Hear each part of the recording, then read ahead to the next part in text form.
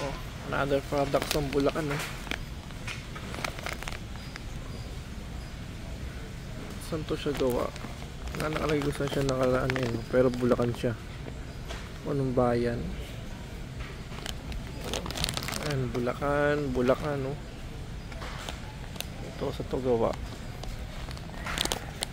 Nakalagay, itong Bulacan yun. Ito.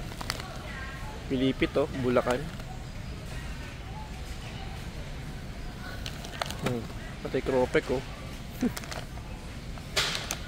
Ayan, may chicharon dito. Ayan, mga chicharon nila.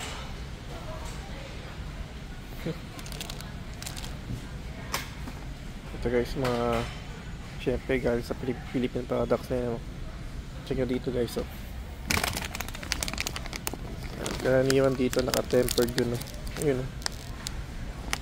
Kasi hindi siya papasada dito pagka medyo maalat yan, eh.